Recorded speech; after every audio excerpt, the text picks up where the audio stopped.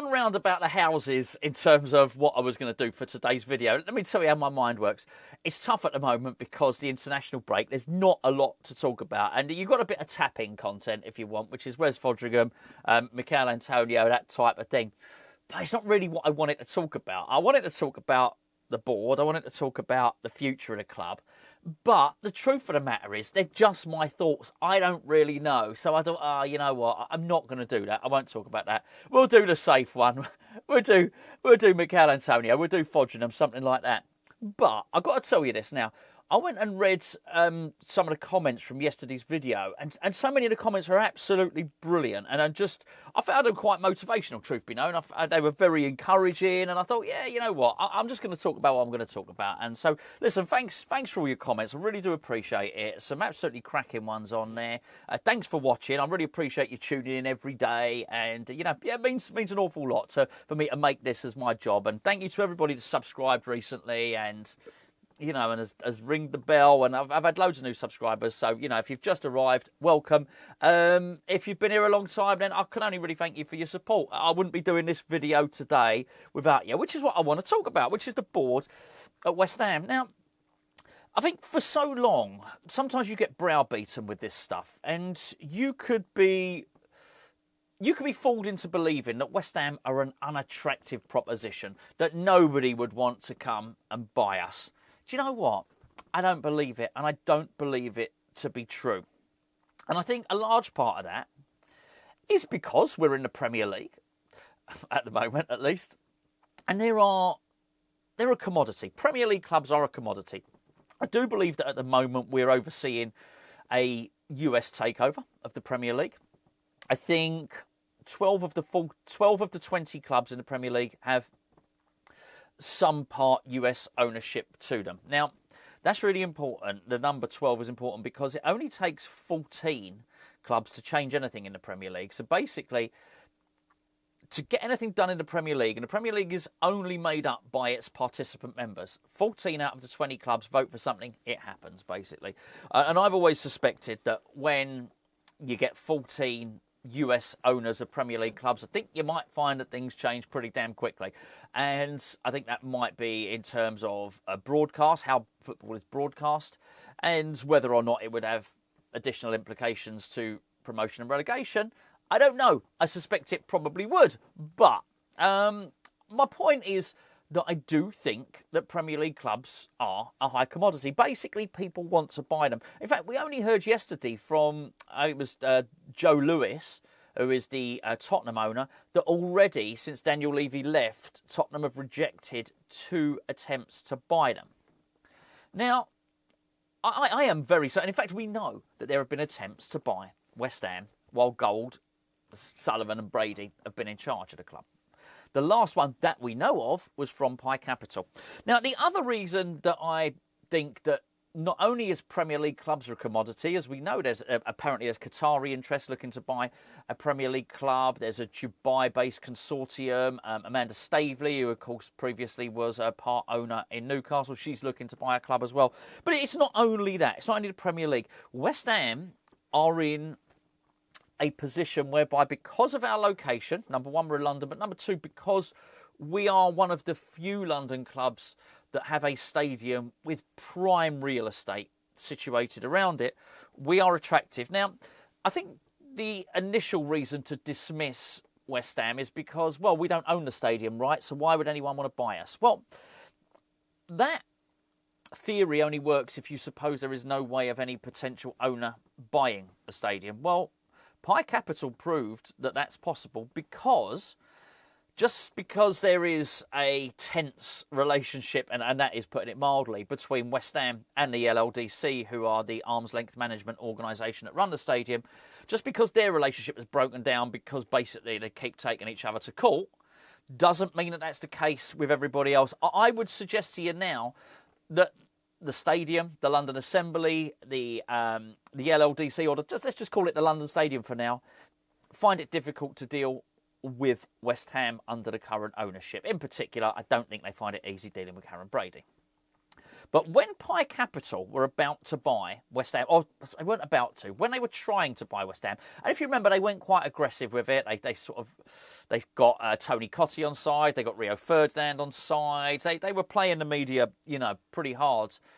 They had already held negotiations with the London Stadium about taking control of it. Now that's huge. That's our stadium owner, who we rent the stadium from, having a meeting and having discussions with a potential future owner of West Ham.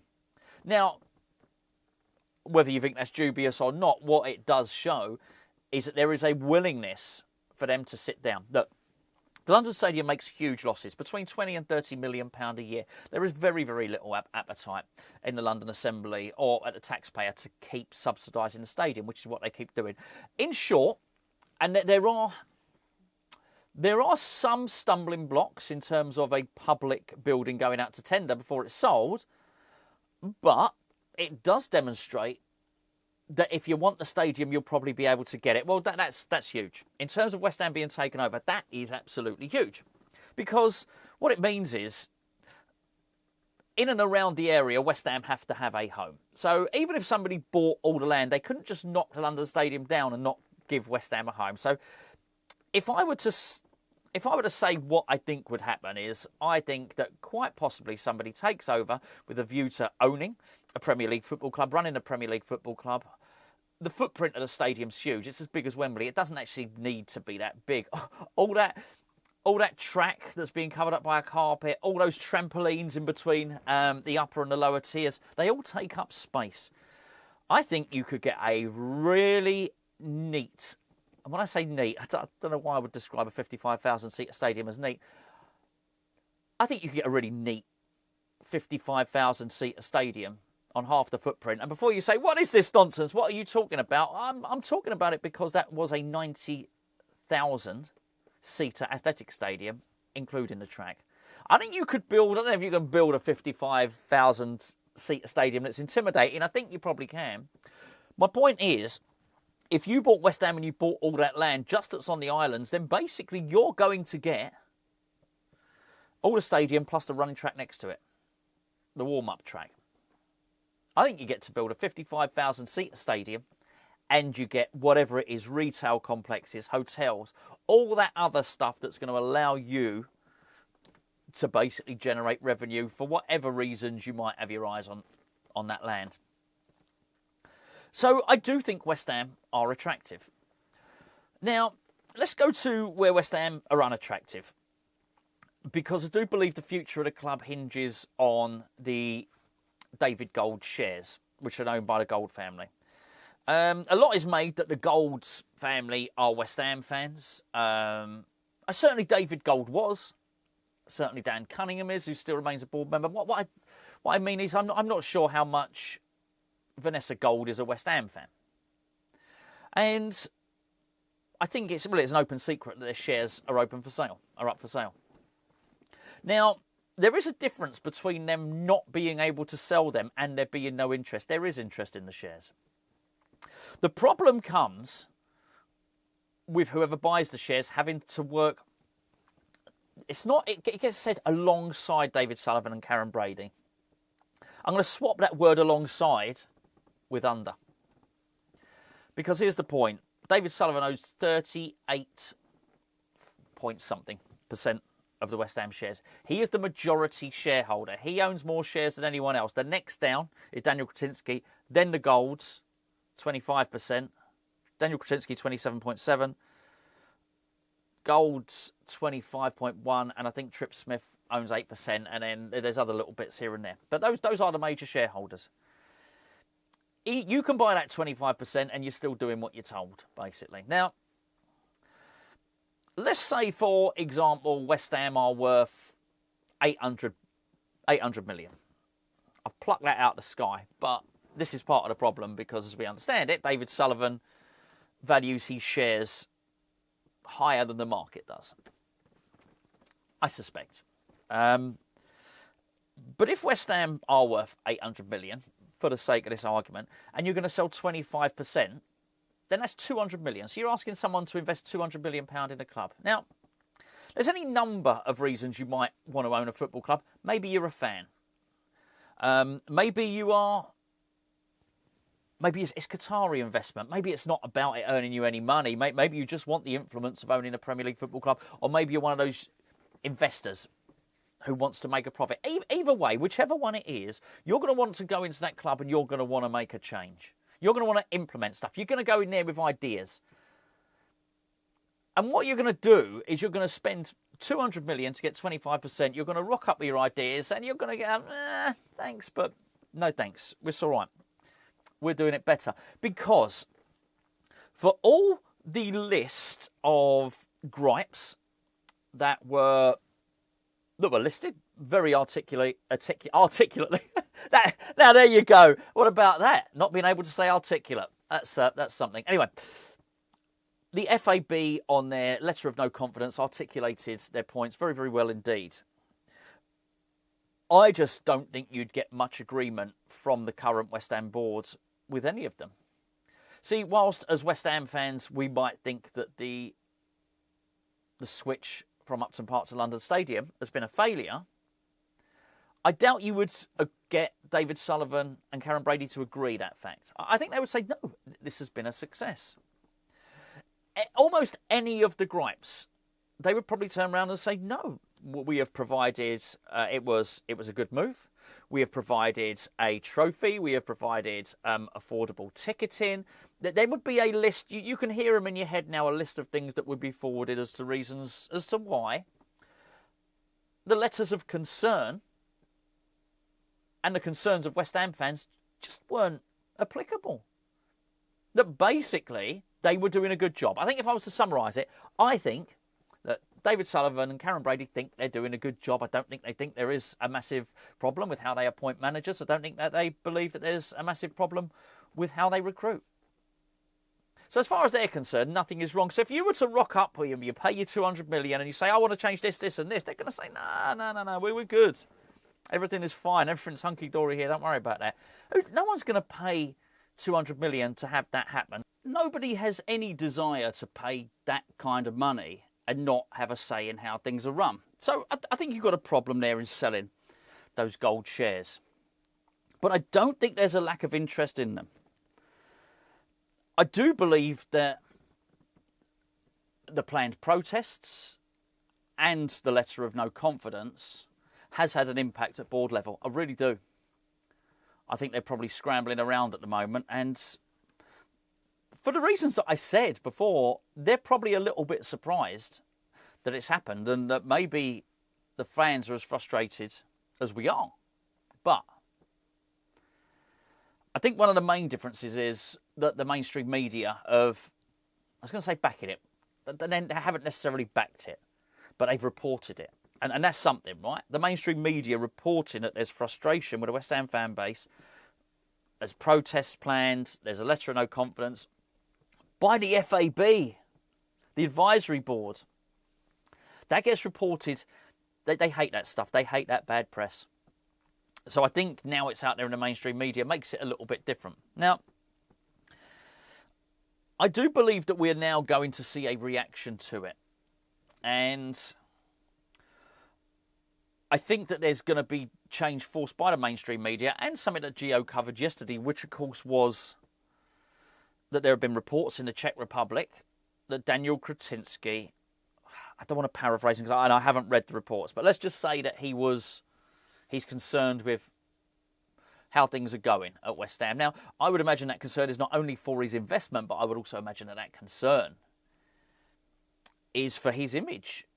He's got bigger fish to fry than West Ham at the moment, and there's a lot of eyes upon him because of the Royal Mail takeover, and he does not need this crap. So if you hear that he is being more involved in meetings and rather than using his representatives who sit on the board to deal with whatever day-to-day, week-to-week running of West Ham, that he's getting more involved, you can absolutely understand why. And I'm quite sure that Kretinsky will be demanding answers. Now, as I've already maintained, it doesn't actually matter because Kretinsky's only got 27%. But there's a big difference between Daniel Kretinsky saying to David Sullivan and Karen Brady, what the hell's going on here, to West Ham fans saying it. Because whilst he doesn't have maybe the ultimate power at West Ham, he does yield some power because he has shares in the company. But he's a rich, powerful man, and as you understand it, he is aligned with Tripp Smith. Now, here's where it gets interesting. Tripp Smith, of course, is a broker. He's brokered far bigger business deals than the buyout of West Ham would ever take. He's done hedge funds. He's done mergers and acquisitions. This is what he does. I've always maintained that Tripp Smith bought West Ham so as he could benefit from, profit from, but ultimately broker the deal of West Ham's takeover. There was just no reason for him to do it otherwise.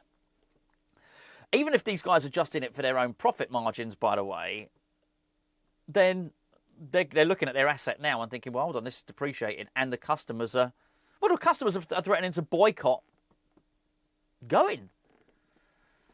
They're not going to be happy about that stuff. Tripp Smith has 8%. Obviously, you don't need to be a brilliant mathematician to work out that's a smidgen over 35% that they've got between them. Okay, is it Sullivan's 37%? No, but it takes you close, which is where the gold shares come into it. I think at the moment, David Sullivan is probably going to do a certain level of appeasement. I think David Sullivan will probably be saying to Kretinsky and probably be letting other people know that this is the plan forward, this is what we're going to do, and he's going to do X, Y, and Z to make things better. To do that, he's going to have to concede that there is a problem. And he will have to, at the very least, concede. And I'm using customers rather than fans on purpose because that is how we're viewed. He's going to have to at least concede that his customers are not happy. So how's he going to change that? Well, he's going to be forced to look at those points that are being put forward by Hammers United for the protest and by the Fans Advisory Board. He's going to be forced to look at them because he's going to have to deal. Will he deal with all of them? No, not a chance. But he's going to be forced to look at some of them. Now, I'm pretty sure everyone at the club always wants West Ham to win. That Tottenham game has become very, very important as far as they're concerned. Because I do believe, and this is where it goes to what I think will happen at the club. I do believe if things don't improve drastically this season, I do believe then that David Sullivan's position will become untenable.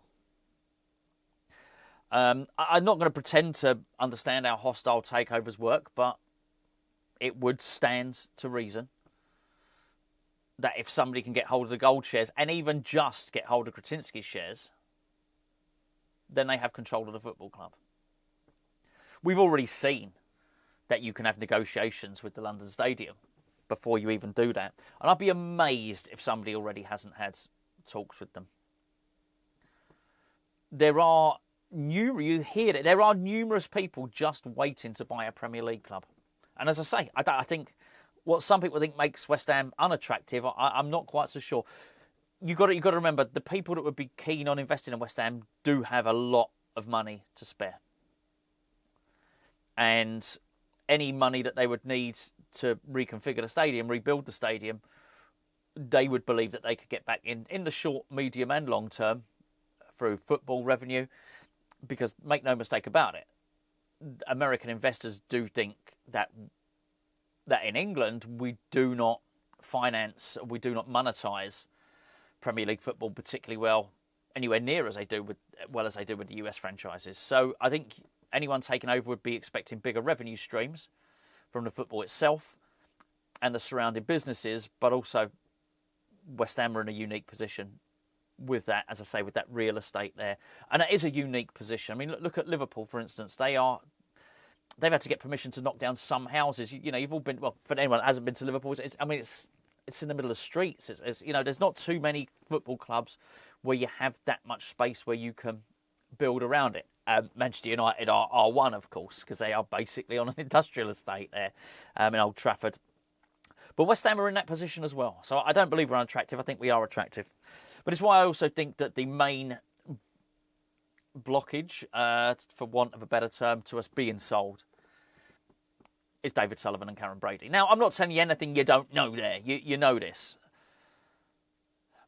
But I do believe it's going to change, and I think a lot of credit has to go to Hammers United. A lot of credit has to go to the FAB. A lot of credit has to go to fans for keeping the pressure on, even to an extent. I was going to praise the media. No, the media are reporting it because it's there. But also, I do believe that the ownership are undermining themselves. I think it actually hinged quite... I don't think they realised how much of a bother they were in. I think had they have known the pressure they were going to be under now, I think they would have handled that transfer window very, very differently. I think they would have found the money. I think Fernandes would have get done. They always knew they wanted to sign Fernandes. Fernandes would have been done early. There would have been a number of things. They happened early. It wouldn't have allowed all that period of discontent to ferment. That's what happened. There was too big a period for it to ferment. And I think, this always baffled me why the club thought that they could afford to lose the first few games of the season. That's been a big issue for them as well. If they do things differently, they'd have started with a better squad. They'd have put it together early. They would have given it to Graham Potter, if Graham Potter would have been there at all, of course. And they would have contested the early games of the season. And then, would they still be just as culpable as they are now? Yes, but there wouldn't have been the same pressure upon them. Because that's the thing, isn't it? West Ham fans can apply pressure, but if the media aren't on side, then, how many times have you heard the mainstream media say, what are those West Ham fans moaning about? They're not saying that now. Now the mainstream media are saying, look, this is what those West Ham fans are moaning about. So you now hear people... the first name that popped into my head was Andy Goldstein on TalkSport. He said, I understand West Ham fans' frustration. Well, that's different. I don't necessarily mean from Goldstein. I mean, it's different to hear that. This is not generally what we get from the mainstream media. So I think there's pressure upon them now. And I think they're going to have to deliver. Deliver what? I don't know. What everyone finds acceptable is different. And it could just be performances on the pitch now that could just change, just tweak that narrative slightly. They've in many respects, I looked at it and I thought, they've made their bed, they're going to have to lie in it. When I say they've made their bed, they really need Graham Potter now. They really need him to work out. And that's on them. They appointed him. They decided to. As I've said before, I think they went cheap. I was going to say they went cheap twice. They've done it more than twice. But it's interesting looking at the list of candidates. I know Postecoglou is going to Forest, but when you looked at the list of candidates, it was Iraola, it was Glasner, it was Marco Silva. The sort of managers West Ham really should have been looking at rather than Julian Lopetegui. But they decided to go with Graham Potter, and now it's amazing to look at how the dynamic has shifted. My word, he's got a lot of clout for West Ham now, and you have to feel that he has their destiny in the palm of his hand. Really, he's got to work out. I'm not sure there's enough leeway in allowance for Gold and Sullivan for Potter to fail now. I think there's times since they appointed him, they probably could have sacked him. I think they could have sacked him at the end of last season and appointed someone good. That's not good. High profile, maybe, and they might have got away with it. I'm just not sure they get away with it now. So they need him, and he's had a little upturn against Forest, and they'll be hoping that continues, most definitely. But don't get me wrong about this point. I want to bloody beat Tottenham. Not for them. I want to beat Tottenham for us. And actually, I'm willing Graham Potter to do well. Not for them, because I want him to be a good manager. I want West Ham to have a good manager. I want West Ham to have a good team. I actually get sick of talking about this stuff, but I did want to talk about it today because it's been on my mind. I just want West Ham to play good football, I want us to score goals. I want an exciting team that I can get behind. I want Fernandes to be a really good player. I want to see Juve crossing the ball. I want to see Wan-Bissaka back to how he was last season. I want to see Bowen being, the most lethal winger in the league. This is the stuff I want to see. I can't wait to see Magassa play football. I want it to work out for Potter. I don't. Just to make it clear, not only do I not think the board have got enough leeway for this to fail now, I'm not even sure West Ham do as a club. I'm not sure if it goes wrong again this season that we can even be rescued in the short term. Because There's just so much wrong. Anyway, so if I had to make a prediction, what I think's happening, I think there is pressure. I think there's pressure on the board. I think there's interest in buying the club. I think in its current construct, no one is buying the club. But I am very, very certain that if it was officially put up there that West Ham were for sale, there'd be no shortage of buyers. Now, I do believe that Sullivan would have to readjust his valuation. At that point, we would find out how much of a West Ham fan he is and how much of this was just about money all along.